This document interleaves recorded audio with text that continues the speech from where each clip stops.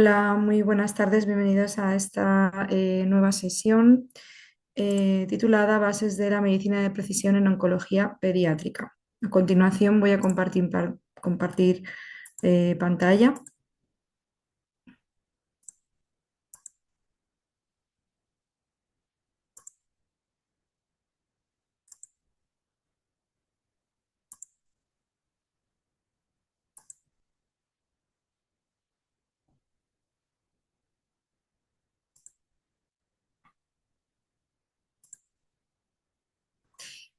Bien, como os indicaba, en esta sesión vamos a conocer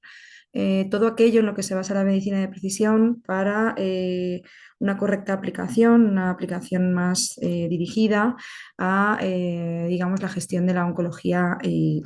pediátrica. En primer lugar, nosotros podemos, y bueno, en función de los avances, según los avances que se han producido en cuanto a biología molecular y al estudio de ciertos tumores infantiles, sabemos que el cáncer infantil difiere de los adultos a nivel molecular, ah, con diferencias, o sea, se establecen grandes diferencias entre el cáncer adulto e infantil. Aquí, como podéis observar en esta figura, podéis ver una comparativa de los tipos de tumores descritos en niños con sus frecuencias representadas en porciones, ¿vale? Y colores en los tipos de tumores que se, digamos, identifican en niños respecto al de los adultos, y veis las diferencias en cuanto a los dos diagramas. Por ejemplo, hay tumores raros que se identifican en niños, como los meduloblastomas, los neuroblastomas, rabdomyosarcoma, sarcoma de Ewing o tumores de tipo Wilms que no encontramos tan asiduamente en los adultos. De hecho, si digamos, ponemos el foco en un tumor concreto, en este caso hematológico, una leucemia linfoblástica aguda, pues entre sus diferentes subtipos también vemos diferencias entre los identificados en niños con respecto al de los adultos, como veis aquí en las proporciones, en estos dos diagramas, tanto en los colores como en los fraccionamientos. Como bien sabemos, en biología del cáncer infantil, los tumores pediátricos, los sólidos, por ejemplo, pues manifiestan su origen desde cualquiera de las tres capas que conforman un embrión, el endodermo, mesodermo y ectodermo, salvo los cerebrales y hematológicos que ya sí que pueden definirse desde una de las capas. Múltiples tumores sólidos pediátricos pues tienen origen, por ejemplo, endodérmico, como son los colorectales, los GIST, hepatoblastomas, o en el mesodermo podemos encontrar el origen de un sarcoma de Ewing, un radicosarcoma, etcétera. Esta gran diversidad celular concede lo que se denomina plasticidad celular a este tipo de tumores, y esto viene pues descrito por la aparición de estos tumores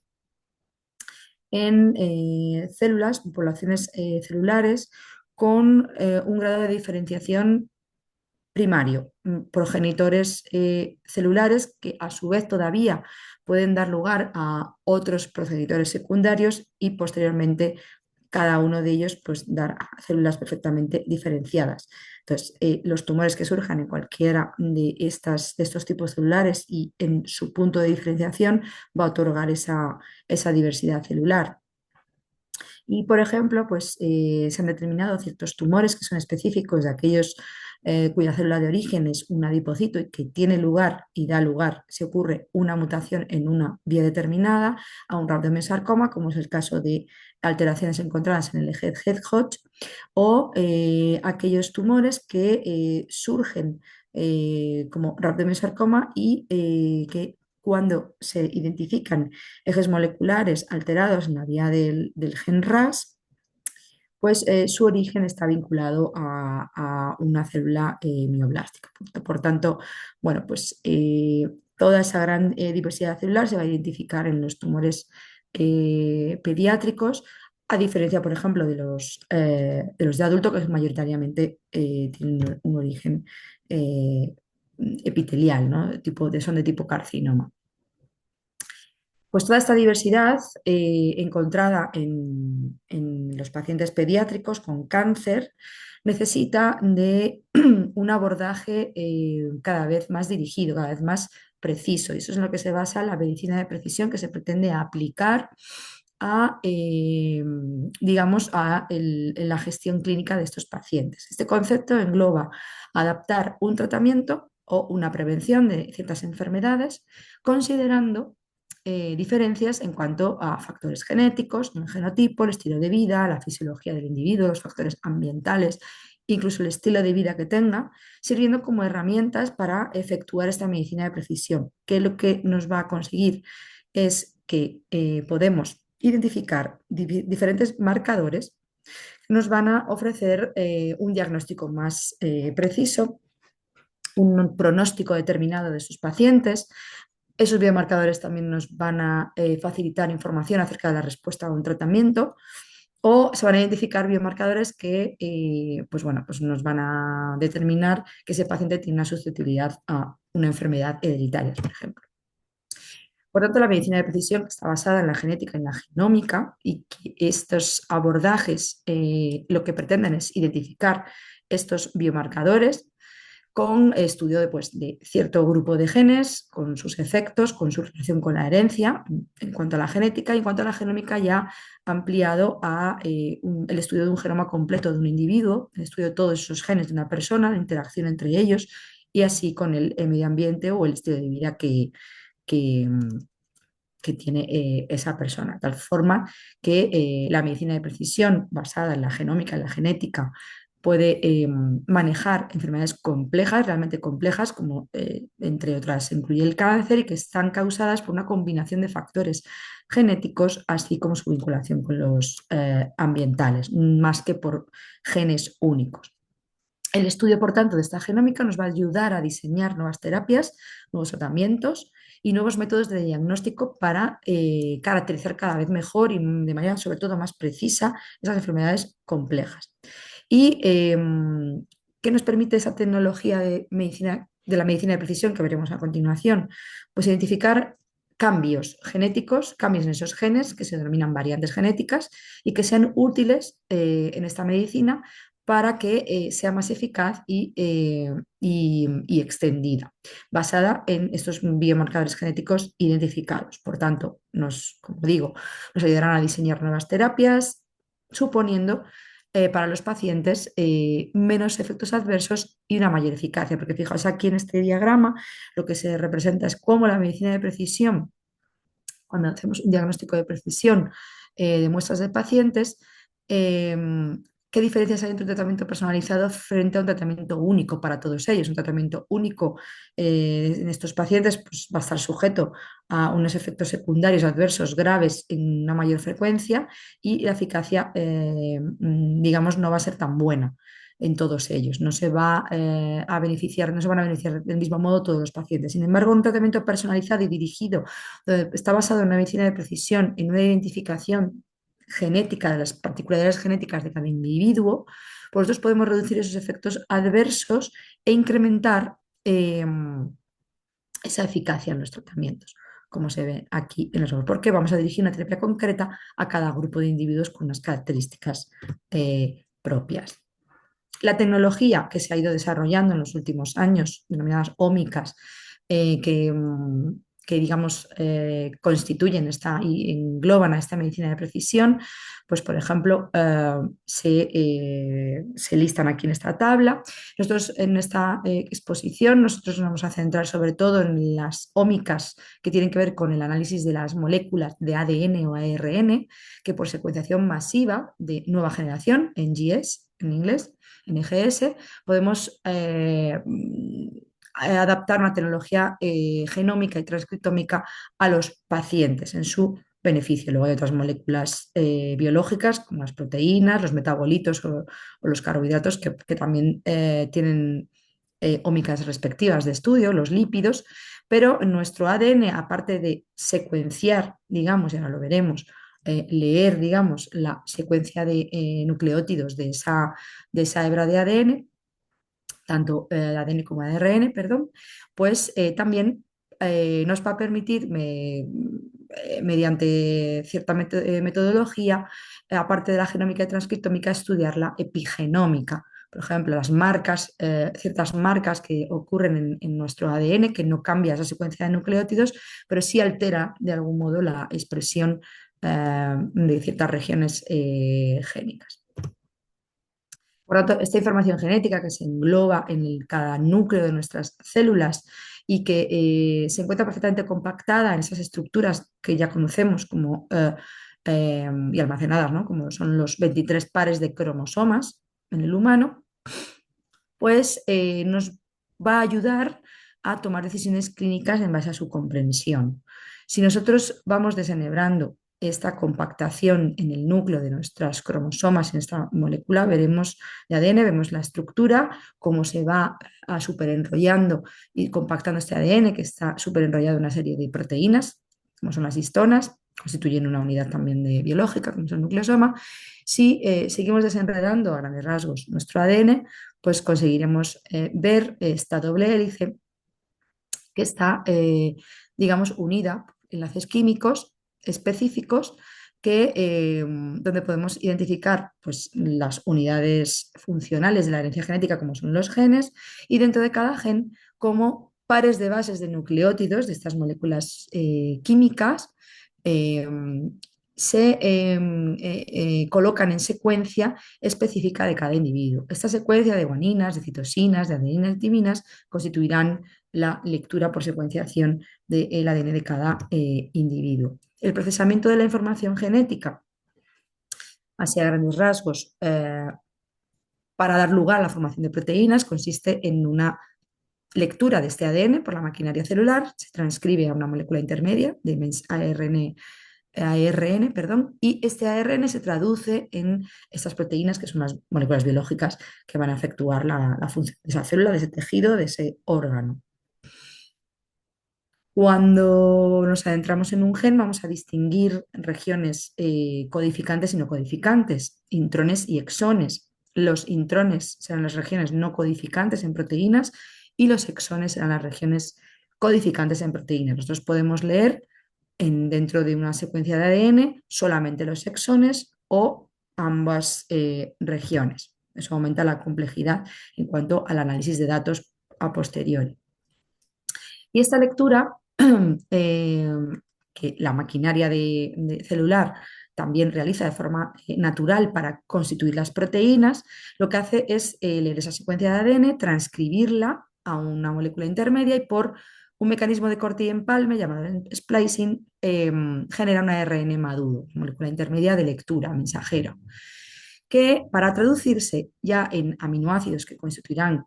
en forma de cadena nuestras proteínas, pues van a ser leídos por la maquinaria celular en forma de tripletes. Estos tripletes darán lugar a la codificación de cada triplete, dará lugar a un aminoácido específico y la unión de estos aminoácidos constituirá la estructura primaria de nuestra proteína. Ya sabéis que las proteínas tienen varios niveles de organización, secundario, terciario y hasta cuaternario, en función de su disposición espacial, de su plegamiento, que va a ser importantísimo e imprescindible para que esta proteína ejerza su función y por tanto el tejido funcione bien o ese conjunto de células funcionen bien.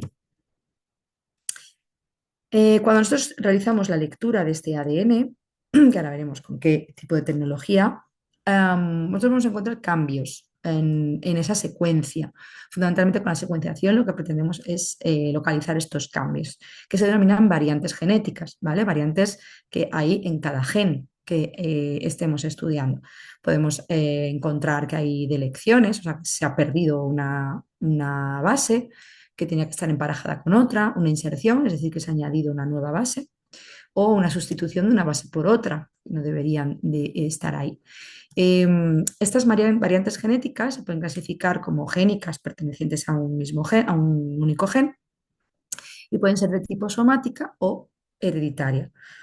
Las de tipo somático, todas las células del individuo van a aportar estas variantes, excepto las células reproductoras, van a ser propias de cada individuo. Sin embargo, aquellas hereditarias o germinales las células reproductivas son las que desde donde va a partir esa alteración, esa variante genética. Y eso tiene implicación en la identificación de posibles individuos susceptibles a enfermedades hereditarias. Se clasificarán, tendrán algún tipo de sentido, estas variantes génicas tendrán su significado patogénico o no patogénico en función de cómo se clasifiquen. Habrá variantes que sean silenciosas, que sean neutras, que no tengan ningún efecto en cuanto a una enfermedad. Sin embargo, hay otras sin sentido, con cambios de sentido, con cambios de corte en la secuencia o marcos de lectura que sí impliquen una patogenicidad. Y luego, aparte, aparte de identificar esas variantes genéticas, cambios en esta secuencia nucleotídica, podemos identificar variantes dentro de un cromosoma, las cromosómicas o las genómicas, que ocurren ya eh, entre varias parejas de cromosomas o varios grupos de cromosomas. Por tanto, como venía explicando, ahí existen unos niveles de patogenicidad en cuanto a el tipo de variante o mutación identificada que ya se ha asociado con un estadio de enfermedad. Y existen unas guías clínicas y de expertos clínicos y expertos en biología molecular que han establecido, patólogos, que han establecido pues, unos niveles de patogenicidad para esas variantes, desde el benigno, probablemente benigno, pasando por el significado incierto, hasta las variantes probablemente patogénicas y patogénicas, que son las que principalmente se van a buscar en un contexto clínico. Las de significado incierto pues serán aquellas variantes que aún no existe una evidencia que constate o que le otorgue un nivel de patogenicidad ni benigno ni patogénico completamente, sino que siguen en estudio para poder establecer esa clasificación. Pues bien, ¿qué plataformas de diagnóstico molecular vamos a emplear para el estudio de nuestro genoma y de poder ejercitar esa medicina de precisión? Bueno, pues los secuenciadores masivos, ¿vale? Los Next Generation, como veis aquí, lo que hacen es descifrar, cuando nosotros aislamos el ADN genómico de un individuo, de un tejido, de un fluido, va a descifrar y a leer esas secuencias de nucleótidos en moldes de ADN que van a ser amplificados. Con la secuenciación masiva lo que se hace es detectar todos los tipos de variantes genéticas de interés en un único experimento y por tanto, y partiendo de una poca cantidad de muestras relativamente, se van a obtener gran cantidad de datos que va a requerir un procesamiento bioinformático, pero es muy útil porque de una vez vas a obtener mucha información de ese individuo. Por tanto, el NGS es una de las bases de la medicina de la precisión porque guían tanto el diagnóstico, el pronóstico como el tratamiento de un individuo, identificándose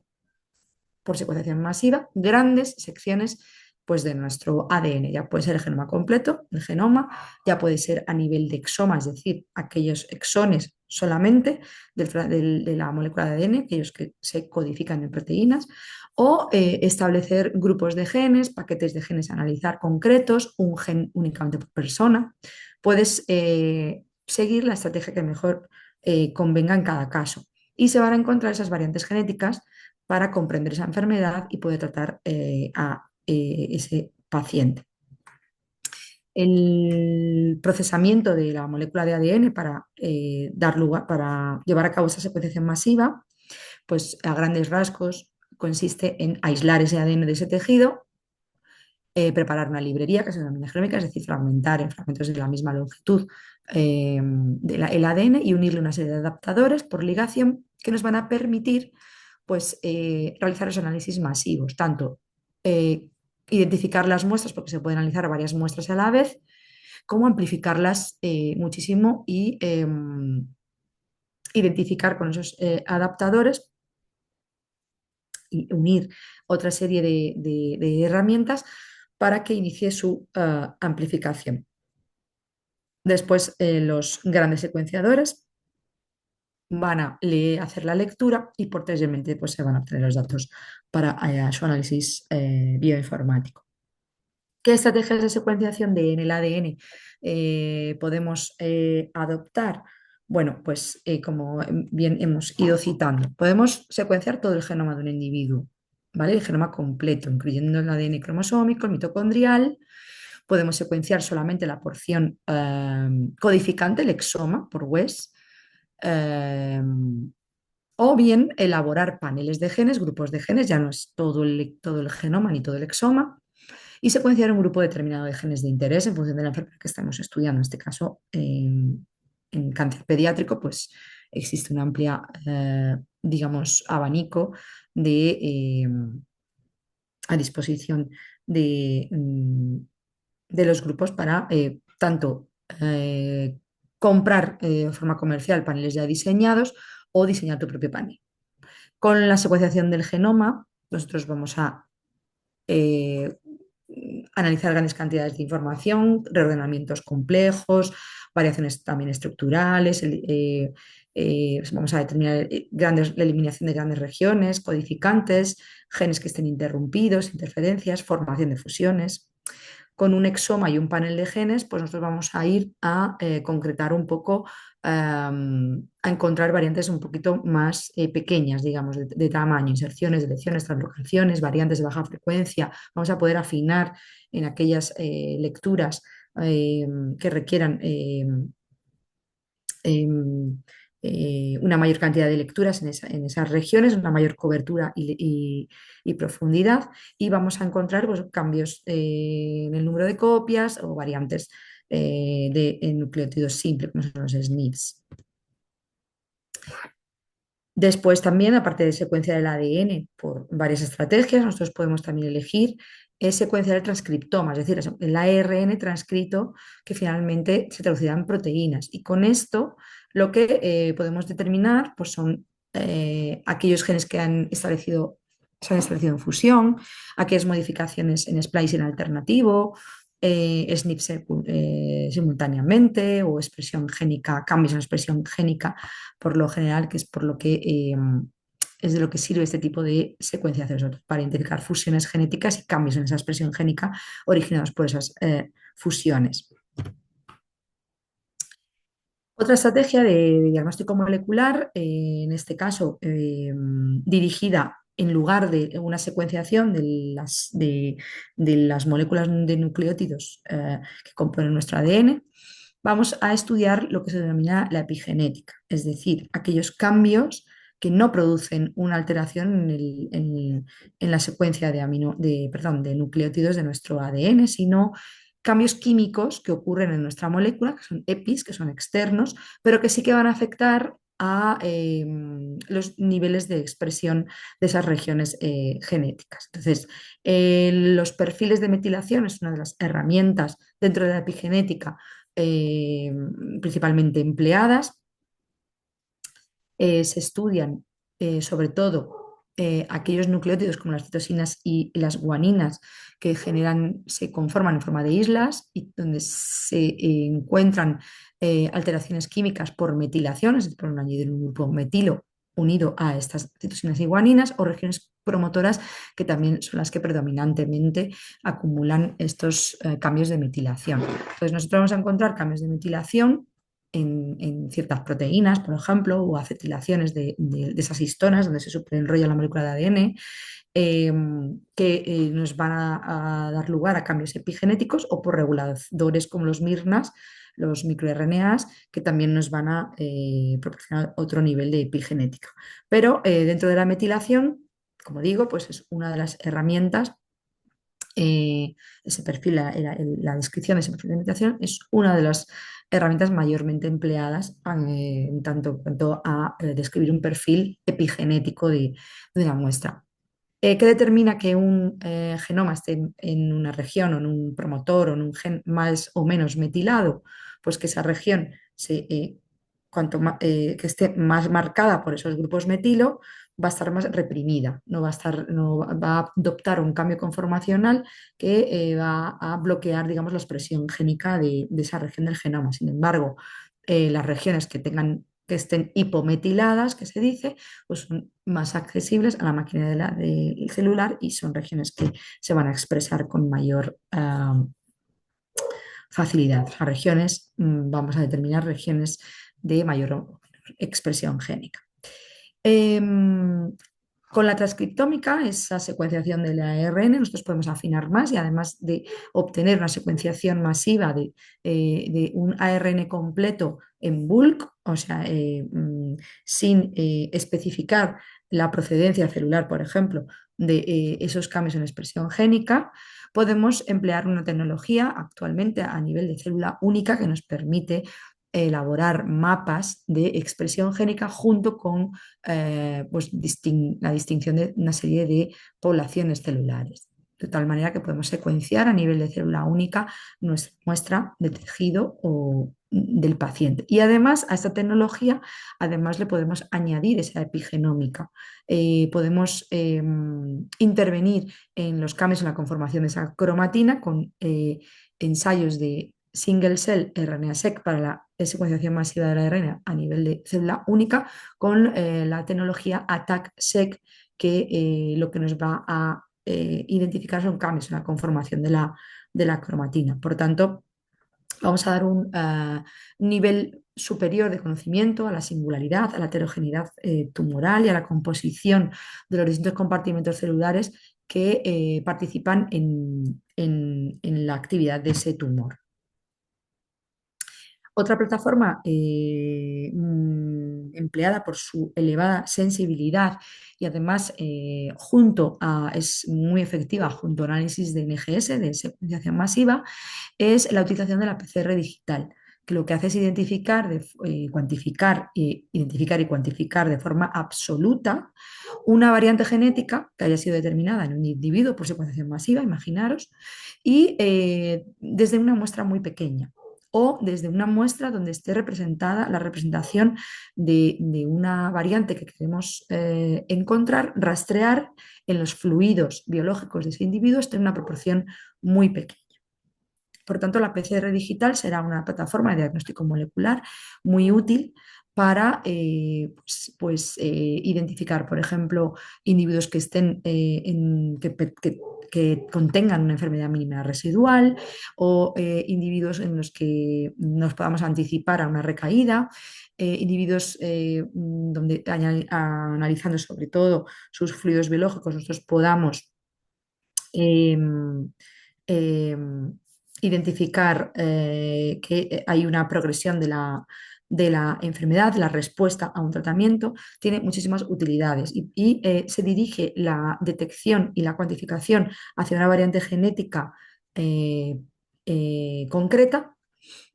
Y ya os digo, en muestras pues, de baja cantidad o baja representatividad. De tal manera que esos tipos de ensayos se pueden combinar, como digo, la NGS con la PCR digital. Aquí tenemos un ejemplo de varios pacientes con tumores en sistema nervioso central, en este caso de alto grado, donde por secuenciación masiva del tejido, pues se identificó variantes genéticas sobre estos genes a cada uno de estos individuos, el tipo de la nomenclatura, bueno, la posición de cada una de estas variantes y la frecuencia con la que se encontraba. Posteriormente se recogió sangre de cada uno de esos individuos para intentar hacer un seguimiento eh, de los mismos y identificar por ensayo de PCR digital, intentar identificar la liberación de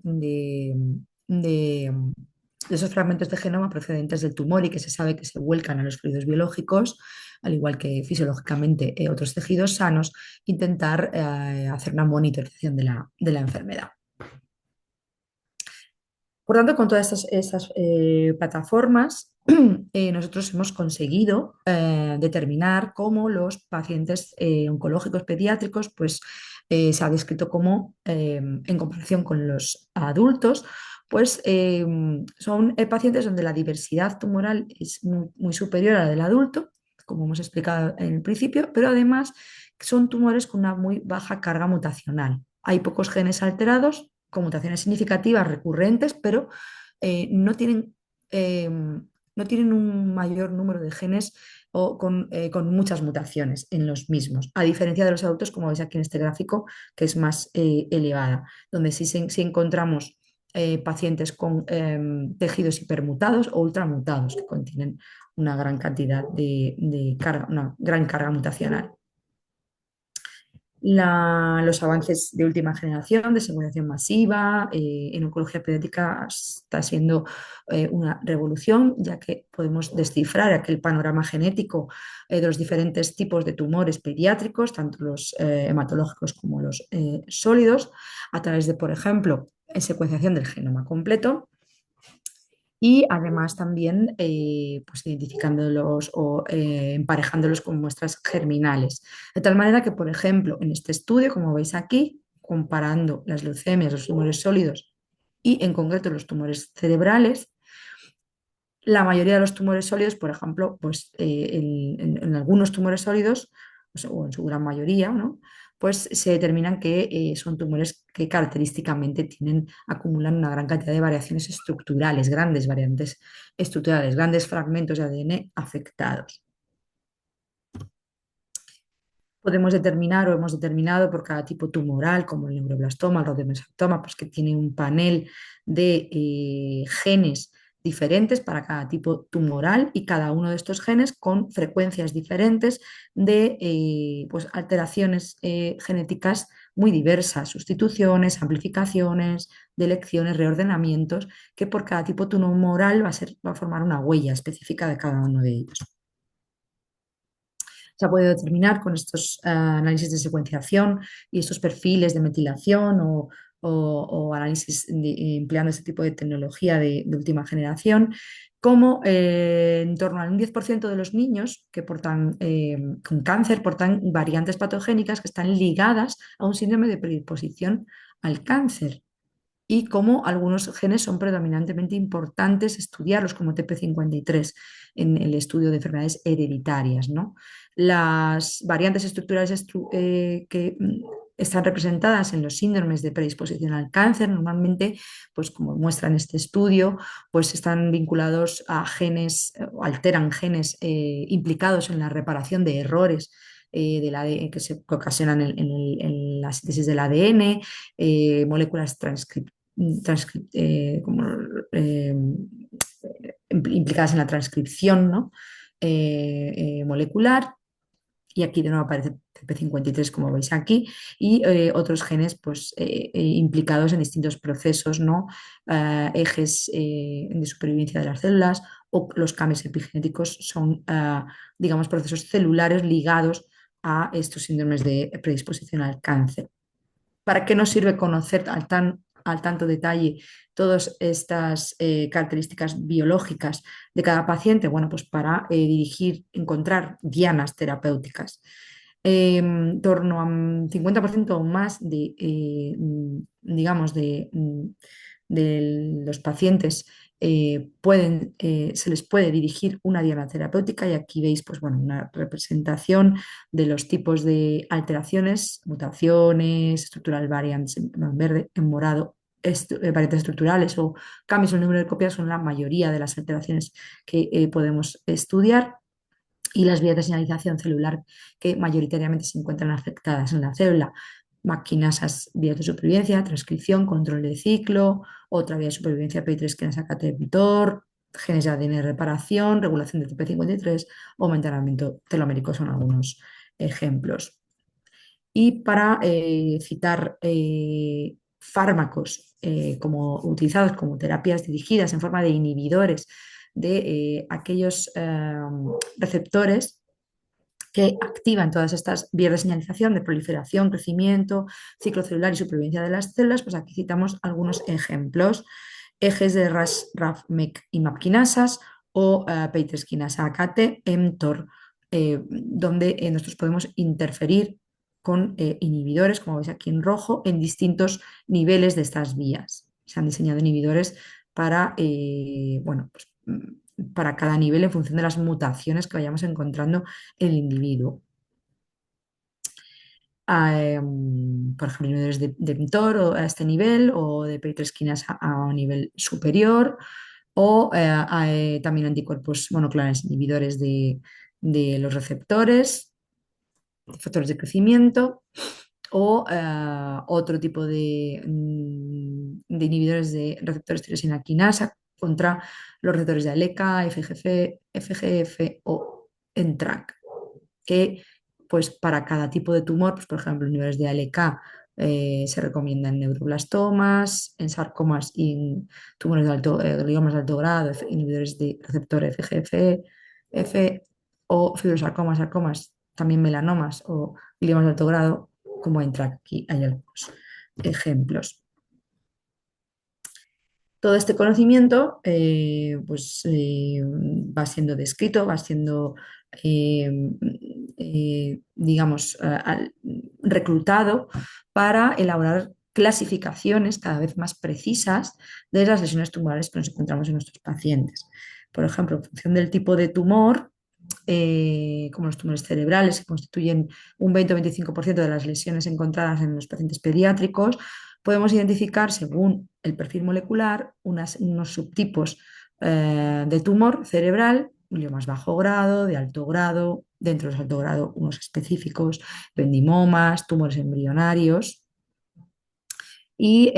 las principales alteraciones genéticas que caracterizan a cada uno de ellos. Por ejemplo, los gliomas de bajo grado, pues cuando nos encontramos una mutación en un gen que se llama BRAF concreta, es una mutación característica en ese tipo de gliomas de bajo grado. Fusiones de este gen BRAF con otros genes KIA, reordenamientos en FGFR o en F1, ¿vale? Si no vamos a los gliomas de alto grado, pues, y sobre todo gliomas de la línea media, de tronco, como el glioma pontino intrínseco difuso, pues vamos a encontrar mutaciones en sus histonas, en el ADN en las histonas,